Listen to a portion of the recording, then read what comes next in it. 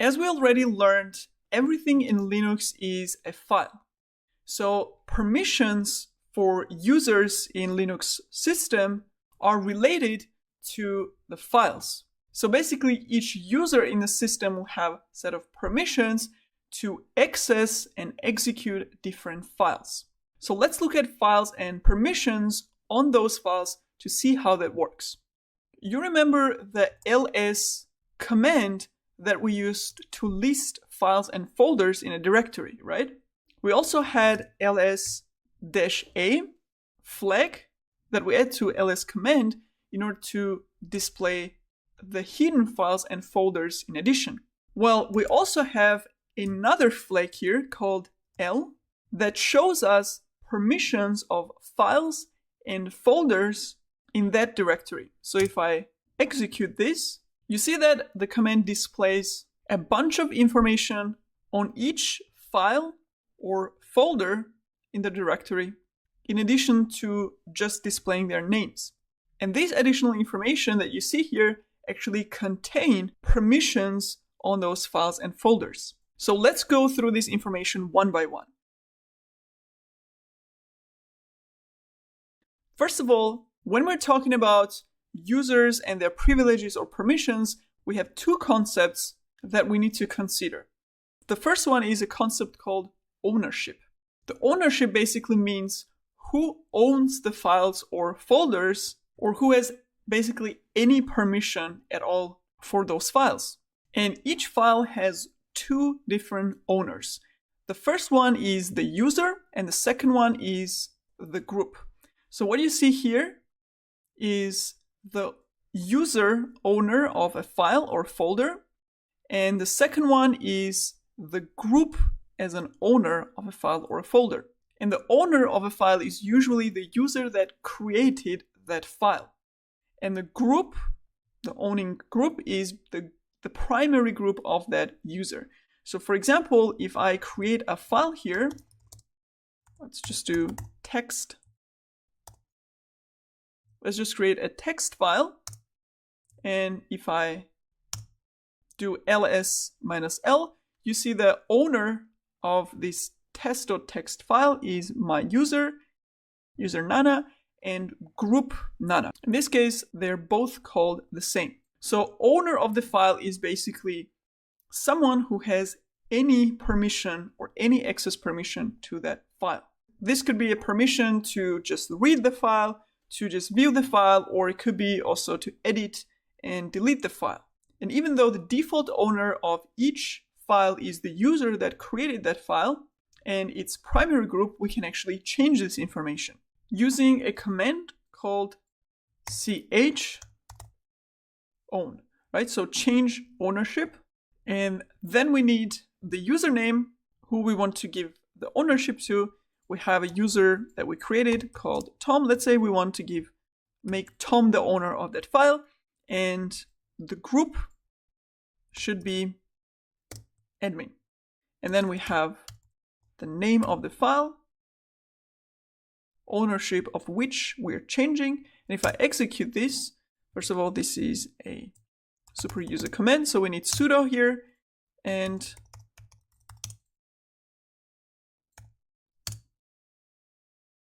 right here you see that user and group owners for this specific file have changed. We can also see the owners of files in some of the root folders. So for example, let's see who is owning the files or folders in /etc folder, for example. And if we scroll all the way up, there are lots of folders and files here, and you see that most of them, with just a couple of exceptions, are owned by the root user and root group. Why? Because these are all system files that were created by the system itself, which is the root user. Again, going back to our folder, we can also change only the group owner or the user owner of a file. Very easy. Instead of specifying user:group, we just specify the user like this, and let's change it to admin user, for example. And if I display it again, there you go, we have admin user as an owner of this test.txt file now. In the same way, we can change only the group here with another command, ch group. And we have a DevOps group here on our system. So we'll make DevOps group the owner of the test.txt file. And again, print out, and there you go. So this is how you can change permissions of a specific file or folder for a user owner and group owner. Now, you're probably already wondering, sure, we have these owners as users or groups, but what is the point of this, or how does it actually define what permissions a user or group has on a file, right? So where are those permissions actually defined? Do I get read-only access as an owner, or do I get a write permission or edit permission? Can I remove the files or folders with this user or group, etc.? And those permissions are actually defined in another section, which is this one right here. So this block contains the permissions for each of the different owners. So basically, if Nana user is the owner of this folder, I can define what permissions that user has on that folder. And the same way, what permission does group DevOps has on this file. So let's look at this block now one by one. As a first character here, we have D or dash, which is actually very simple to understand. For directories, it shows D, that's basically the type of a file. Because again, we said everything is file in a Linux system. However, these files have different types, right? Directory is, for example, one file type.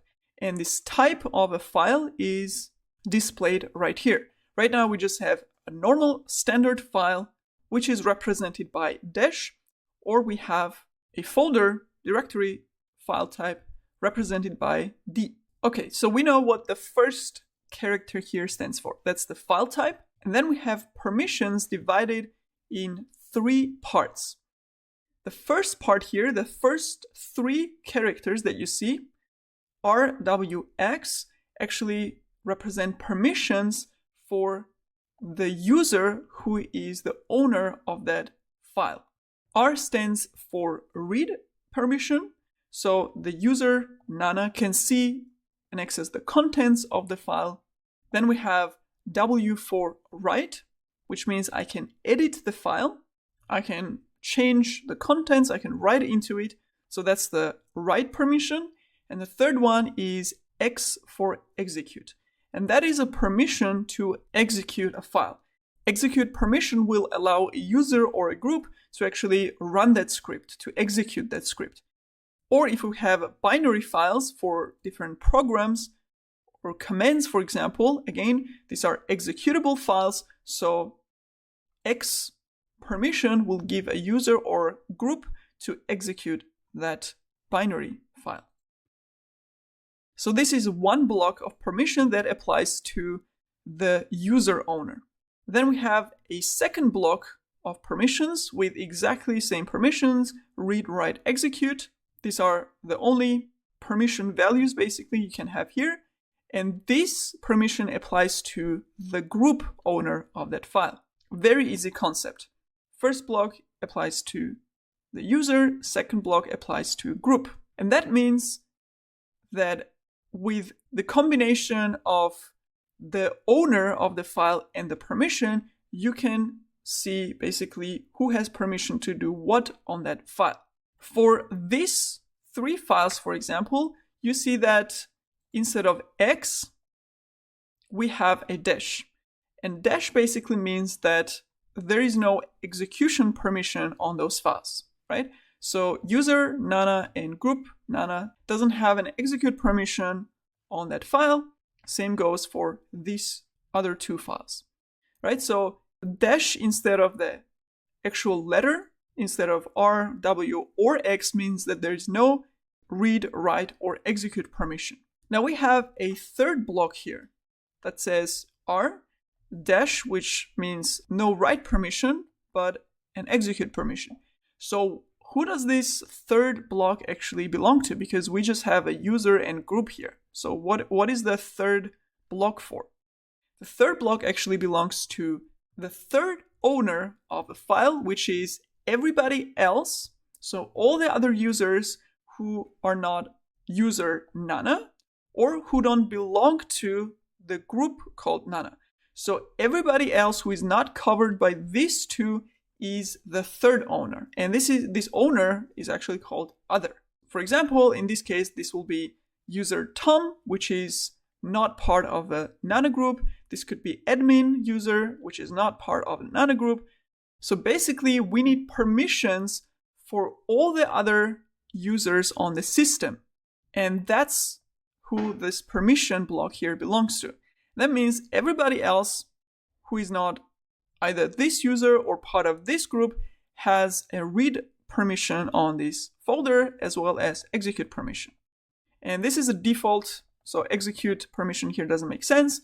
This was assigned by default when we created the folder. However, for those three files, it actually looks pretty reasonable. We have read-write permission for the owner, the user who created the file, as well as the group. And for everybody else, for all the other users who exist on this system, the file is read-only. So they can't execute it or they can't edit it. So that's basically how permissions work.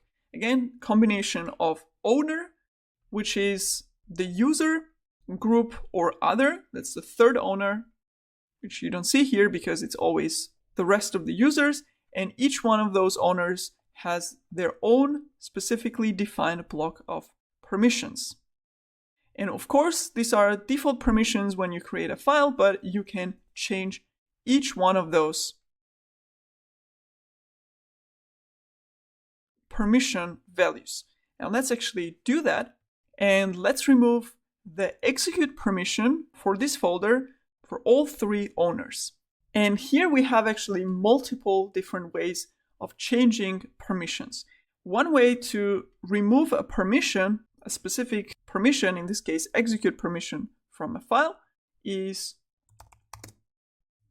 chmod, which is change mode. And then we do -x. So take away the execute permission for API folder. And let's display the results. And as you see, all those execute permissions for all the owners was removed.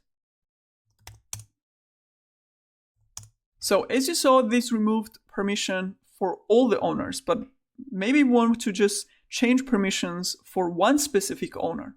How do we do that? So for example, we want to take away the write permission for config.yaml file from the group. Again, sudo change mode.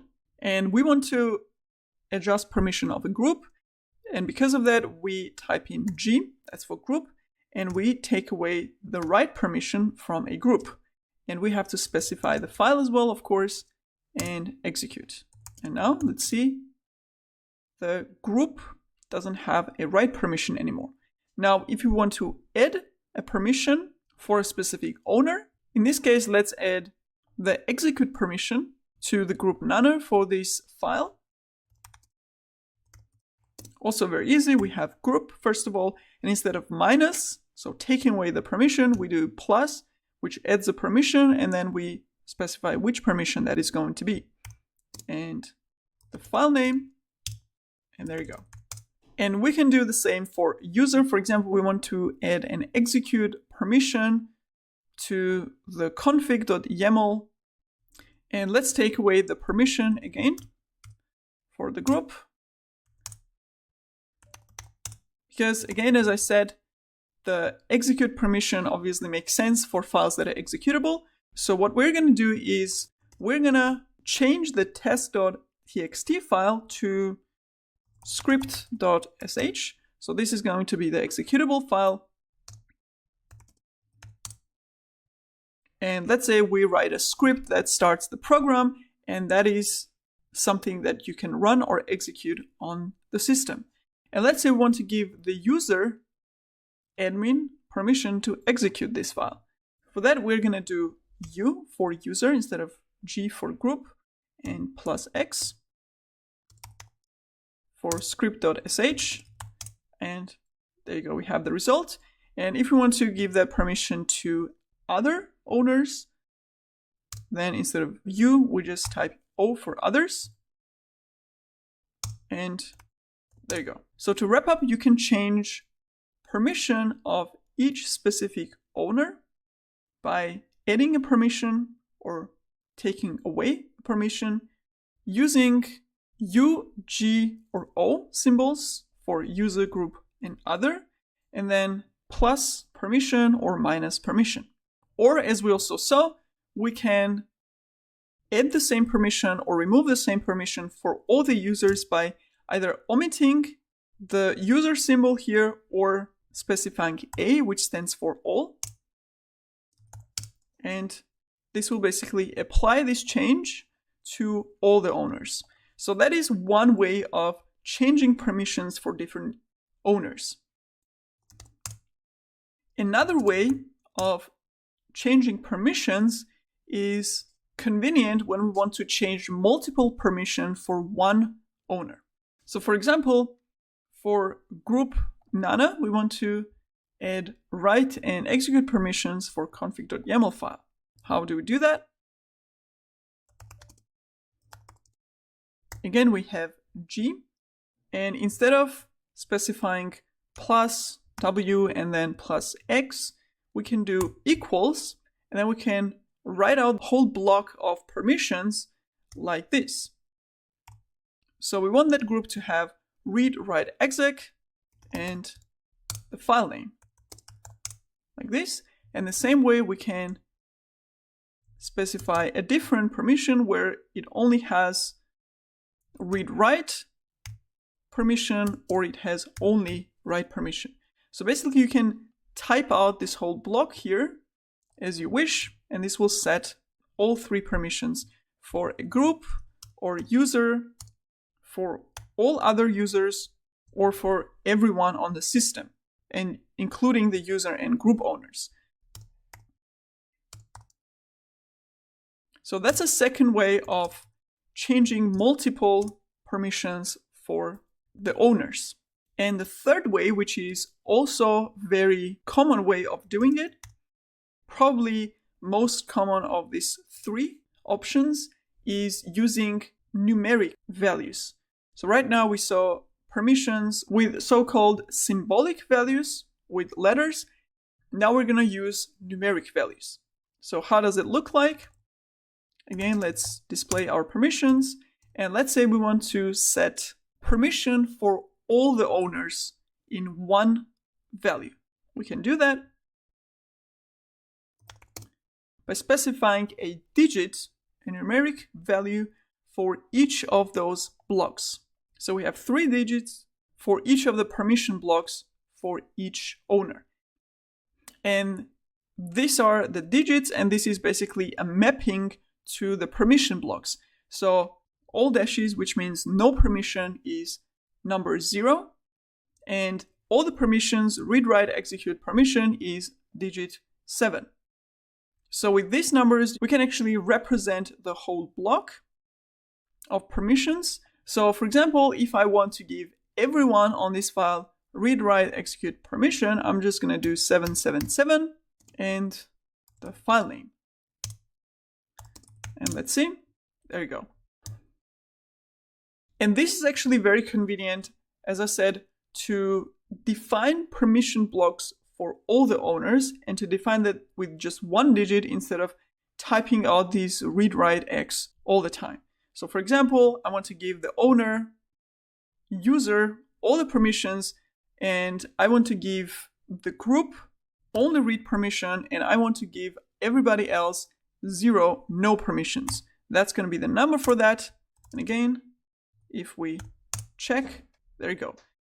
The user has all the permissions, group has only read permission, and Other users have no permission. So you can use this table basically to set the values. And obviously you don't have to memorize this by heart, but if you use that enough times, that you will remember which value stands for what. So these are 3 ways of setting permissions for different owners. The first one is using symbolic mode by adding or removing individual permissions for each owner. The second one was just overriding the whole permission block, also with symbolic values. And the third one is using numeric values to define permission blocks for all the owners in one command. And as I said, it may seem a little bit complex at the beginning, but once you understand how this all works, it actually makes sense and it's easy to use. You may choose just one of those options and just stick to it for all your use cases. And finally, if you didn't already notice, we don't have a hidden file or hidden folders here on the display, here with ls-l command. What if we want to see and change permissions for hidden files as well? Very easy actually. We do ls-l and we add this a option here as well. And if I execute, you see the long output with -l with permissions and stuff for hidden files as well. And exactly the same way, you can change permissions for the hidden files and folders just like you would for regular files.